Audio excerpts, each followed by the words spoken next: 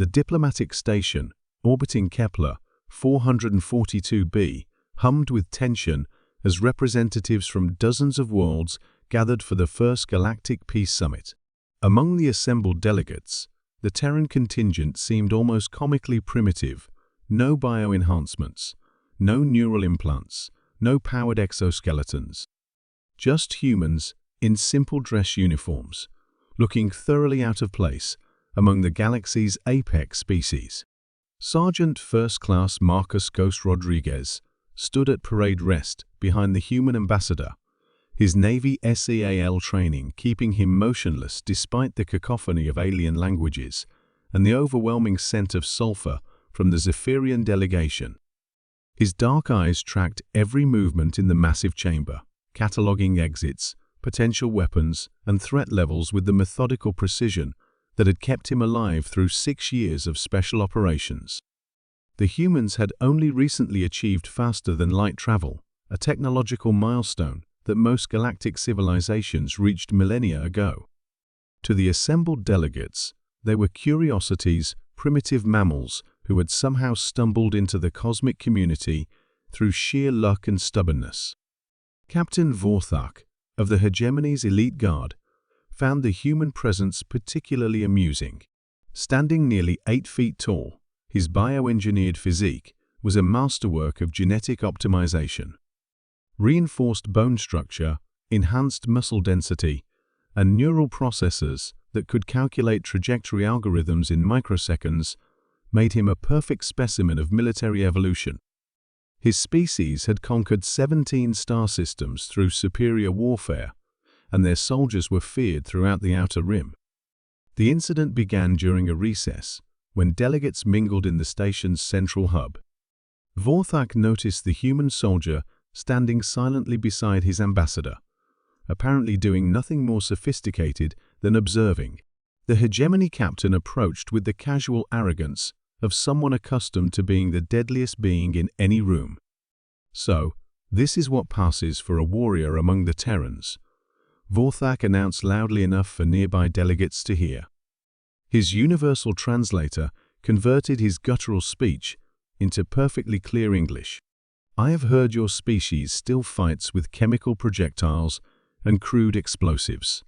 Rodriguez remained motionless, his expression neutral. He had been briefed extensively on alien customs and the importance of maintaining diplomatic protocol. His job was to protect the ambassador, not engage in pissing contests with every alien soldier who wanted to prove their superiority. "Tell me," primitive Vorthak continued, circling Rodriguez like a predator studying prey, "what possible threat could you pose to a species that has mastered genetic perfection? Look at me, enhanced reflexes, redundant organs, armor-plated skin. I am the evolution of warfare itself." Still, Rodriguez said nothing. His breathing remained steady, his posture unchanged. But those who understood human body language might have noticed the subtle shift in his weight distribution, the almost imperceptible loosening of his shoulders. Vorthak's crest flared with irritation at being ignored. In Hegemony culture, a subordinate silence in the face of a superior's challenge was the ultimate insult. Without warning, his massive hand swept through the air in a casual backhand slap, aimed at the human's face, not meant to seriously injure, but to humiliate and establish dominance. The blow never landed. In the space between one heartbeat and the next, Rodriguez moved. His left hand intercepted Vorthak's wrist with surgical precision, while his right drove up under the alien's extended arm. The human's shoulder dropped, his hip pivoted, and suddenly 8 feet of bioengineered warrior was airborne, his enhanced reflexes useless against leverage and momentum. Vorthak hit the deck with a sound like thunder, his armor plated back, cracking the reinforced floor. Before his neural processors could calculate what had happened, Rodriguez was on top of him. The human's knee pressed against the alien's throat, not crushing, but positioned with millimeter precision against a nerve cluster that even Hegemony genetic engineers couldn't relocate. "Please," Rodriguez said quietly, his voice carrying the calm authority of someone completely in control. "Don't move." The surrounding delegates had frozen in shock. Vorthak, his four eyes wide with disbelief, found himself completely immobilized. His enhanced strength was useless with his nervous system compromised. His combat algorithms had no data for this situation. His species had never developed grappling techniques, relying instead on their size and technology. "You see," Rodriguez continued conversationally, as if he were discussing the weather rather than demonstrating how easily he could end a galactic super soldier, "humans didn't evolve our warfare in laboratories.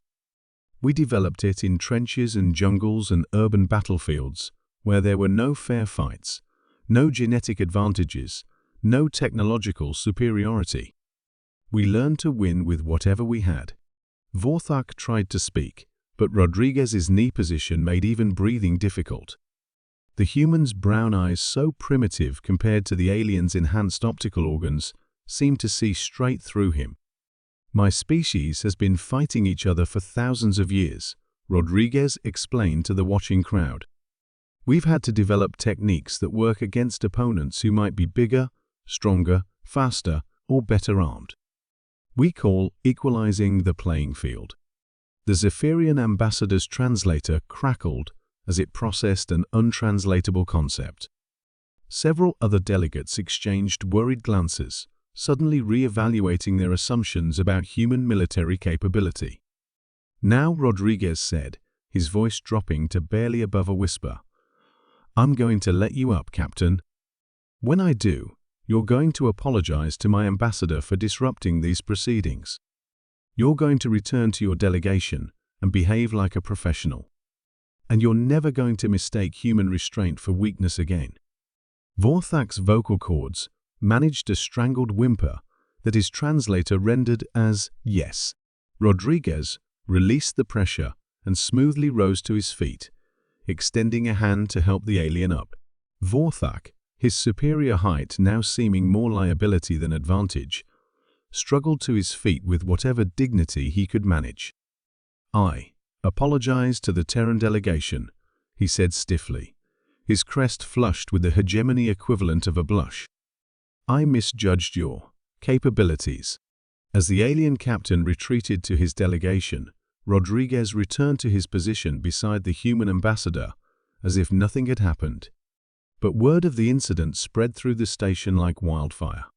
By evening, every delegation had received detailed intelligence reports about human military training, particularly something called Special Operations Forces. The Galactic Peace Summit concluded 3 days later with unprecedented cooperation. The humans, no longer dismissed as primitive curiosities, found themselves courted by multiple civilizations eager to establish military exchange programs. Several wars that had seemed inevitable were suddenly postponed as various species reconsidered the strategic implications of picking fights with a race that had spent millennia perfecting the art of asymmetric warfare. In his final report, Vorthak wrote, "Human soldiers do not rely on genetic enhancement or technological superiority. They have weaponized adaptation itself. Recommend immediate diplomatic relations and strongly advise against any military confrontation with this species." The report was classified and distributed to every major military command in the galaxy.